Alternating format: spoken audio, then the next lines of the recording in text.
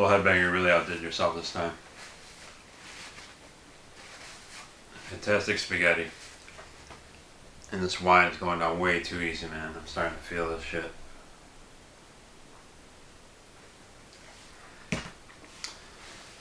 Alright.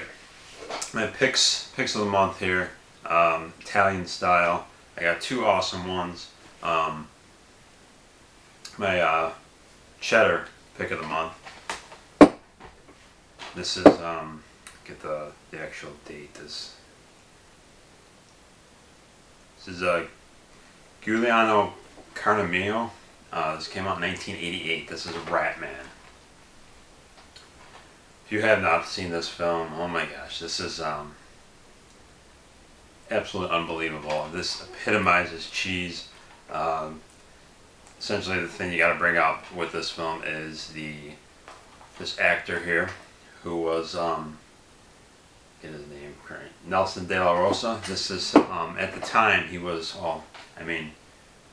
he's got to be one of the smallest men like of all time in the world. I mean, you get any smaller than this, you're going to be classified as a gnome and riding foxes around. He at the time was considered the smallest man in the world, and what a great job to star him in this film as the titular Ratman character. It's got all you want, just that insane premise. You have hot chicks, lots of nudity. I mean, I support nudity on any level, but they just throw nudity in there at just random times. Great gore, just completely over the top, completely cheese. How fitting a cheddar pick and having one called Ratman. I don't want to say too much about it. I mean, there really isn't. I mean, that's the plot. I mean, there's no reason to even get into the plot. But it's just over the top cheese. And but I tell you, get as many of your buddies as you can around your TV for this. Get some booze. As I said, cheddar best served with wine or beer. And many people as possible. You will absolutely enjoy this. It's absolutely fantastic. Just sleazy, trashy, cheesy Italian cinema. Ratman. It took me way too long to see this.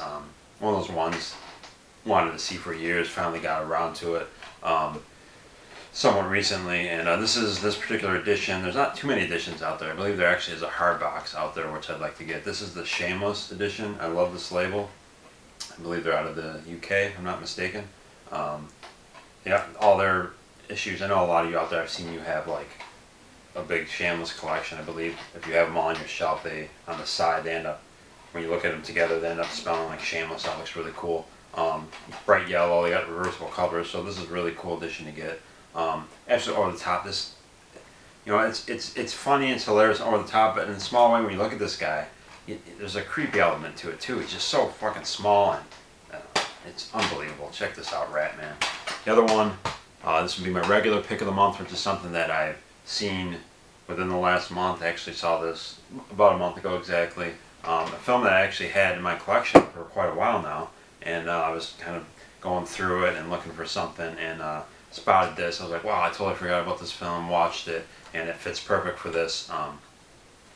It is, unfortunately, this is a DVR copy. I honestly don't know if there's a legitimate copy of this. I hope there is. If anyone else there has one or knows about where to get one, please let me know. I need a good edition of this film, because I can just tell it would look great. This transfer is shitty. It almost looks like it's from a VHS transfer. This is Spiral Labyrinth. Sorry, I didn't do my homework to even see the director of this. His name escapes me, actually. I didn't know it. I apologize, I forget. I'll add that on the screen probably. And Spiral Labyrinth, man, this is 1989. So aside from maybe Cemetery Man by Michele Soavi, it's probably one of the last great Italian horror films.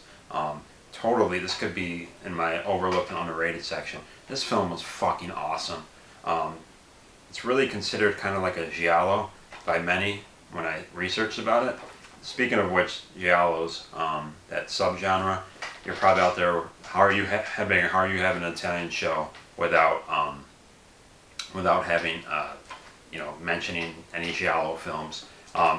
Giallo films I love, and it's such a vast catalog that I'll probably end up doing its own show. It's just I can't fit everything into this if I started adding giallo films into this. So just so you know, I'll probably down the road have a special giallo on all my favorites from that great subgenre, which of course is a big Italian thing. But Spider Labyrinth, so this really is not a giallo, though it has giallo elements at times.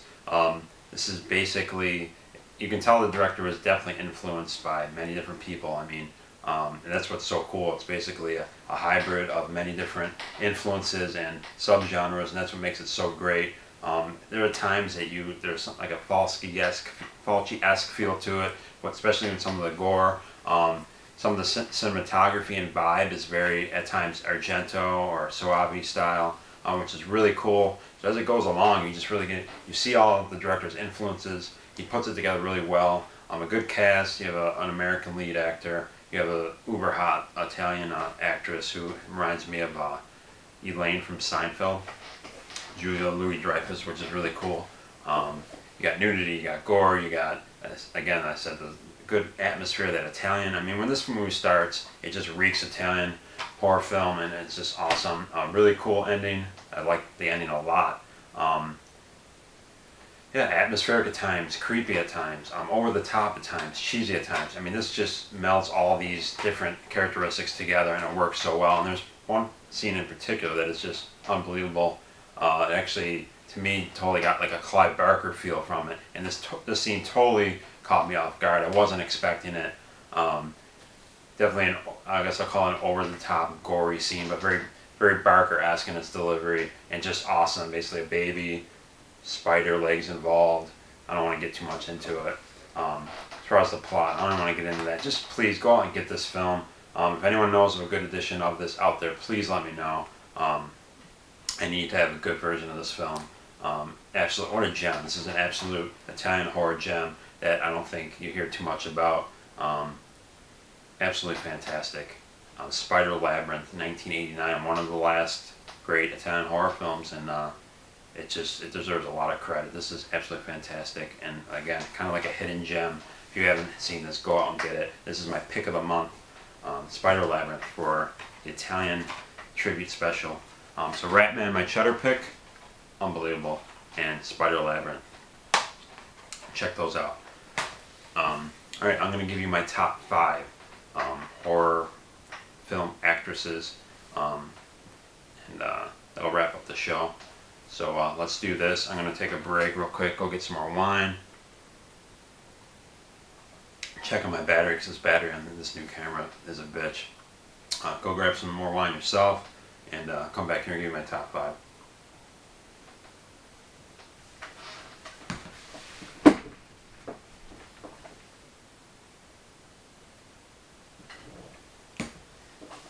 Man, wine is really good. I definitely getting my buzz going right now. Having a little more wine than I have had spaghetti. So, but it's 3-day weekend, man. What cares?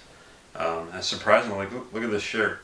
I have not gotten anything on my old man's white shirt yet. So, cool.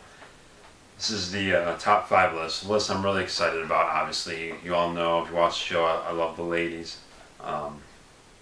But let me say this: this list is not strictly just for their their sexual prowess of these actresses. Even though back in the day, I certainly would have gotten it on with any one of them. But all these actresses are great actresses, and they have appeared in unbelievable amounts of great horror films. So that's ultimately what this is about. Besides the sex appeal, which is there, but it's not the only reason.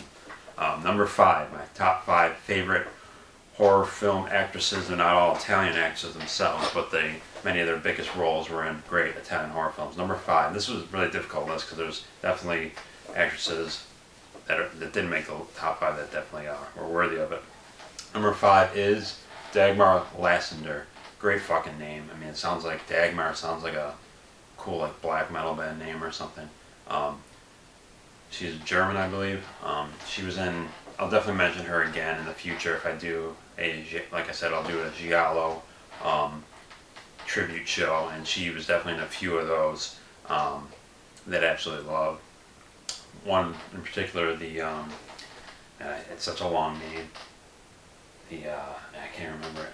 Photos of something above suspicion. I love this film, and the name escapes me right now. And Forbidden Photos of a Lady Above Suspicion. I think that's the title of it. Anyway, amazing job in that. She's been in Baba's Hatchet for a Honeymoon. So many Fulci's House by the Cemetery, Fulci's The Black Cat. She's absolutely one of the most stunning, back in the day, one of the most stunning actresses. She was just gorgeous. Really cool. She's definitely my number 5. I'm thinking of more films as I think about it. Unbelievable. Dagmar Lasseter, number 5. Gorgeous. Number 4 would be Italian actress Barbara Cupisti. Another gorgeous actress, but she is in lots of, I mentioned her before in the previous episode, Michele Soavi's films, Stage Fright. She was the lead in that. It's just such a great, final girl, scream queen type role. Fantastic in that. She was the lead role in his film, The Church. She's had smaller roles in some films too that should have been bigger roles.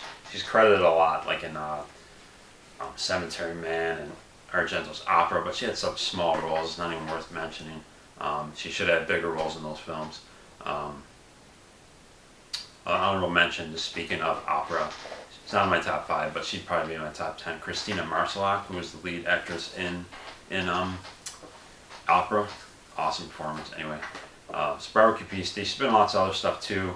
Those are my top 2 favorites, though. Probably Stage Fright and The Church. Her roles in those 2 films.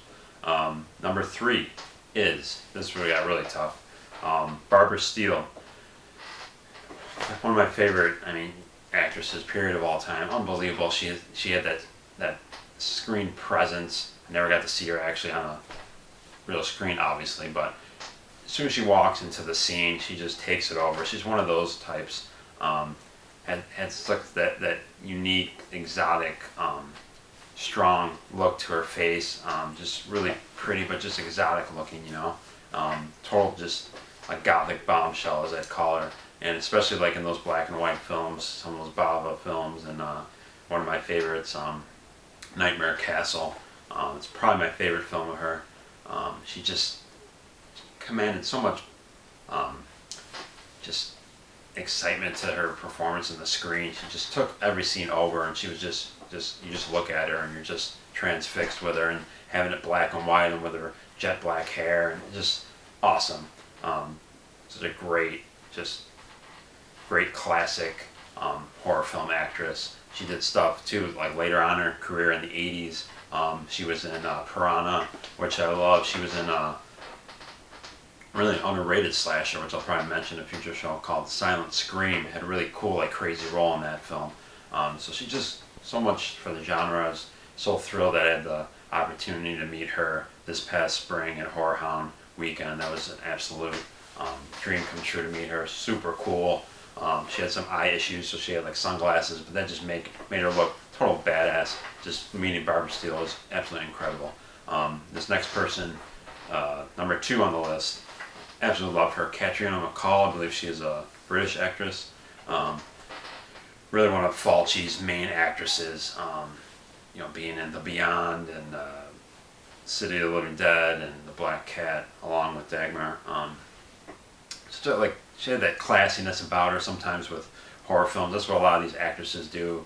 When things start to get a little cheesy, but she just gives an instant credibility to these films. Not that they aren't credible, but you know what I'm saying. She there's a classiness about her, just an incredibly good actress.